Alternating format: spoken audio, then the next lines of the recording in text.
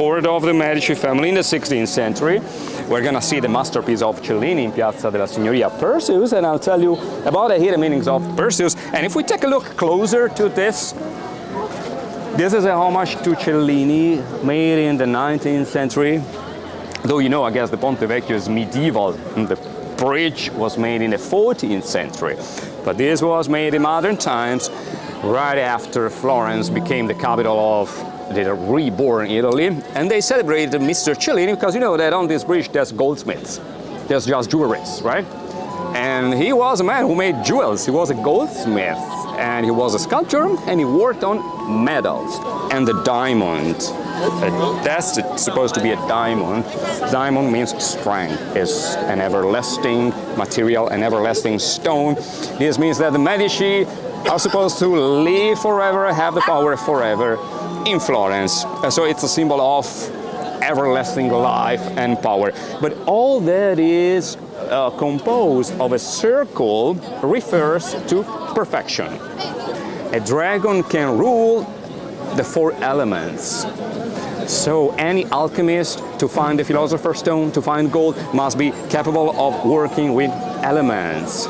So an alchemist does not only want to find gold, but also the elixir of the everlasting life. Can anybody just get a horse and ride it? No, actually, I don't know even if this is allowed or not, but it's a beautiful horse. Arms of the Medici family. She's right above us. Look on the corner there, you see a shield. We don't know why the coat of arms of the Medici family is composed of spheres, but we are sure just about one thing, that we call them the Medici's balls, oranges, because they say that they used to have orchards. That's a theory. The Dark Ages was dark times, people could not read and write, and the city was not clean, and there used to be toilets here. Can you see overhanging walls like on this side of the bridge, and here too? Yeah. We have Florence's oldest toilets. Here it is. That's the Dark Ages, so the city was dirty, totally. Now this street is clean.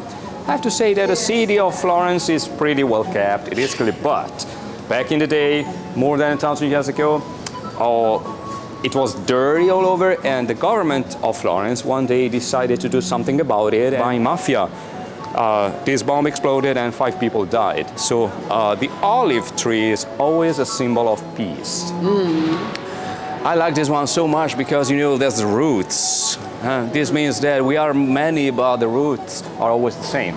We are many, but we are one. So it's a very nice and deep work. It's bronze.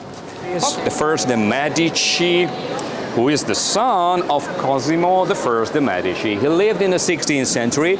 Francis, he was one of the most famous lovers of alchemy. A real alchemist. He would work with very dangerous materials like sulfur, mercury, salt. He would make experiments in Palazzo Vecchio together with his father, Cosimo I. It's for putting the papers and requests. So he wanted to show that he was, you know, keen on helping the people, listening to the people. So if you wanted, you could put there your request. I don't know, probably nobody was listening. I don't know if this worked or not, but that's propaganda. Knowledge and humanism. That's the beginning of the Renaissance. Man is in the middle of the universe for the first time in history. This had never happened before. And it all happened here in Florence with the Medici. The Medici were so smart and so great. I mean, modern times started with the Medici right here in this place. So Florence is an amazing city. You know, there's so much more than ours. There's a great history of humanity too. Cast in bronze by Cellini, the guy we've been talking about where we met, and it's Perseus holding the head of Medusa. I guess you know the story. Medusa was a monster, and everybody, all those who looked at the face of Medusa, they, ciao Michele, turned into stone. So the body of the beheaded Medusa is underneath the feet of Perseus. For this mission, he was helped by the god, he was sent there by Athena, goddess of wisdom, and he was helped by Hermes, the god of knowledge and wisdom, who gave him wings. So you see the wings on his helmet and wings in his feet. Okay, look at the shrine, the basement, like a pedestal underneath the statue of Perseus. I'd like to show you something here. Look. It's made of marble. Though the statue is made of bronze, you know, the fact that this statue is made of bronze is amazing. I mean, it's not easy to work with bronze. Casting bronze is one of the hardest things ever, and this is a huge statue. You know how long it took to do this? More than 10 years. It was such an incredible work. Nobody had ever cast a bronze so big for more than 1,000 years. And when you make a statue with bronze, you have to use tin and copper.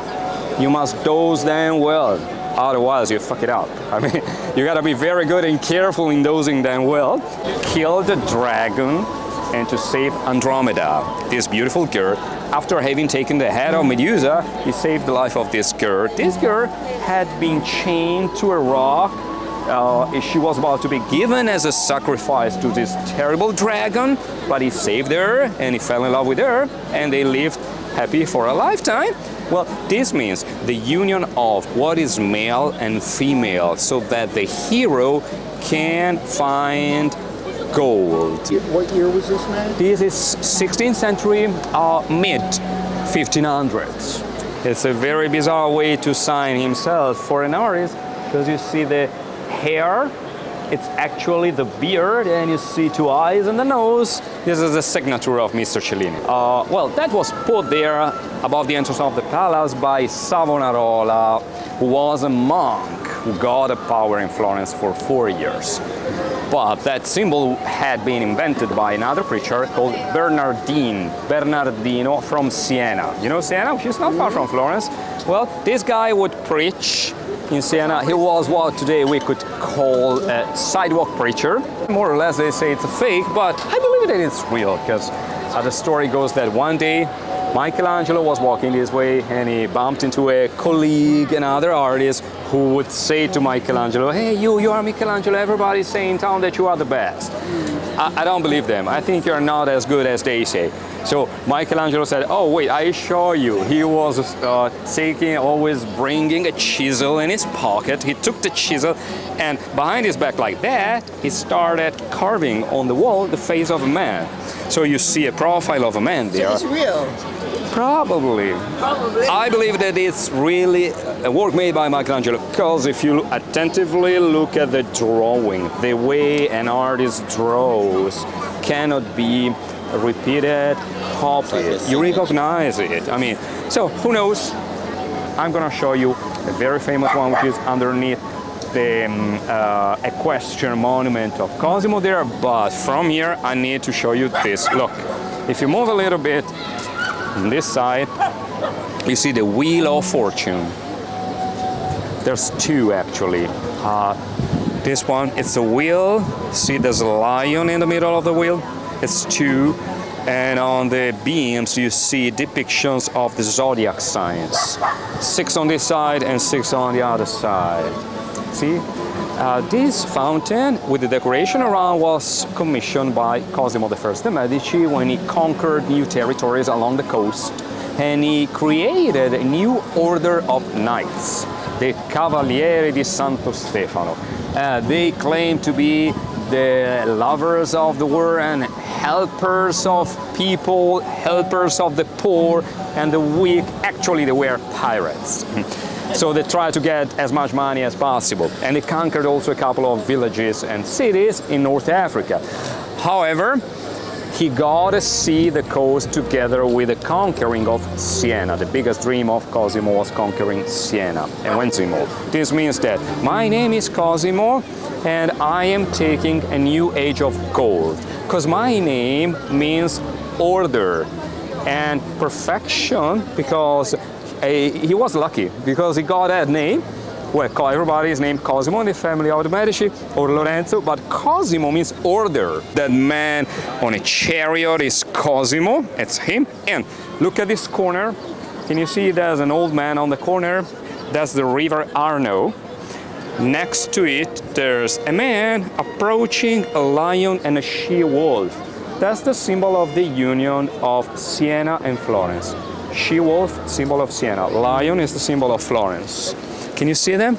is in this relief, like there, and the man is like, bending and joining a lion and a wolf.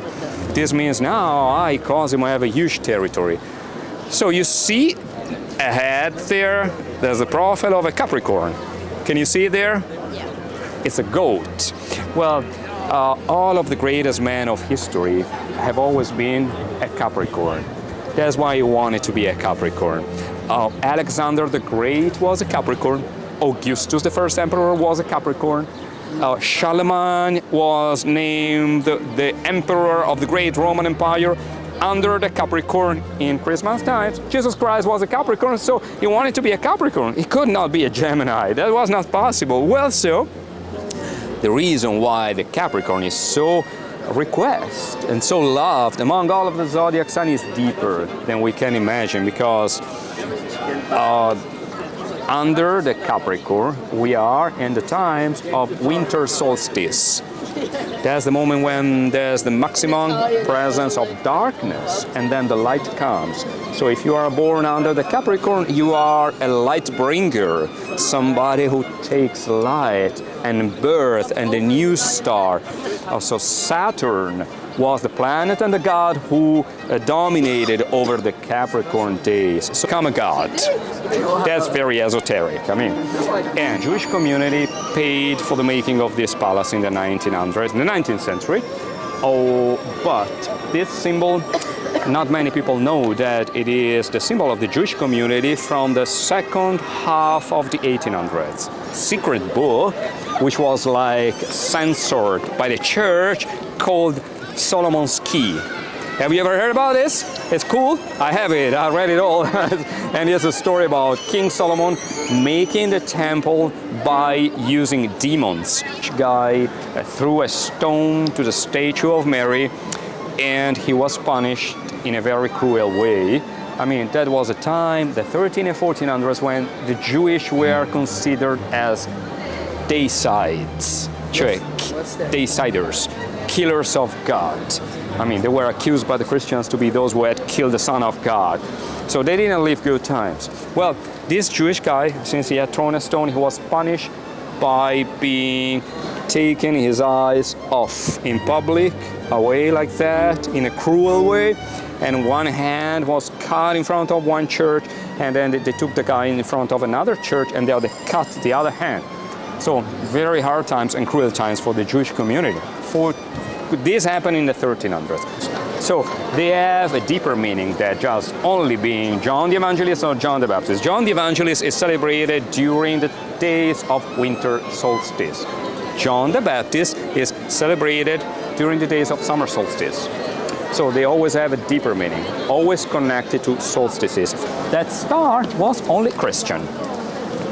So it is connected to David and Jesus. That's why, like in the Church of Santa Croce.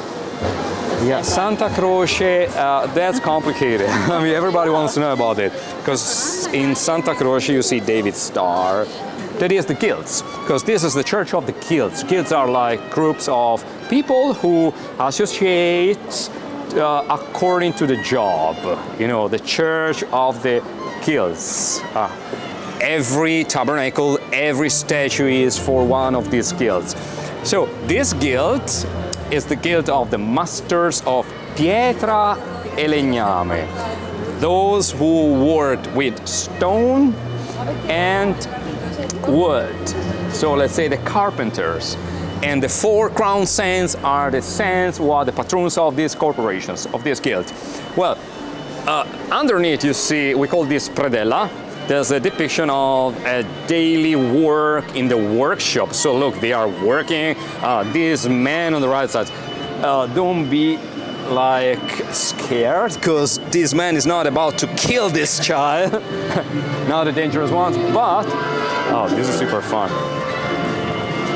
They are working, he's sculpting, he's making a statue. Well, you see some symbols that they connect our mind, our memory also to Freemasonry symbols. You see the square, you see the compass there, for example. You see, these are all symbols that are tools used in the workshops.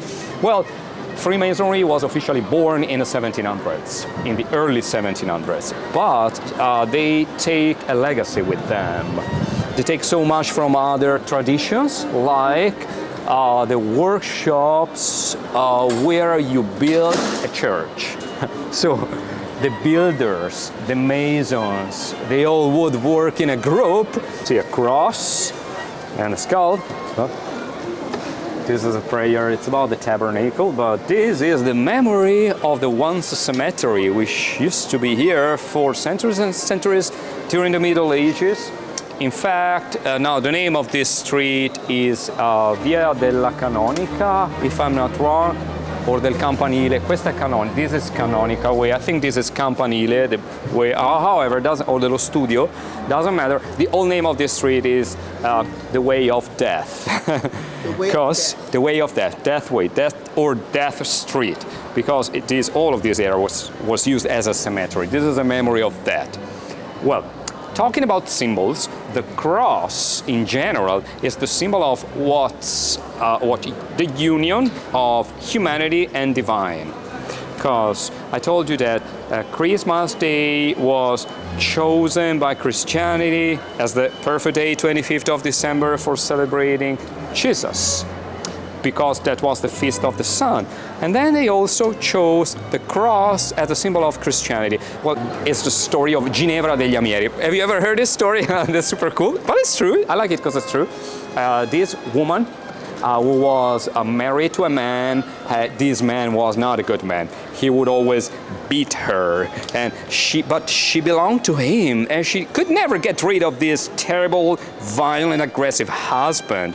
And then there was one day a tragic event, Black Death. 1348, the plague came, a lot of people died, and she died, and she was buried.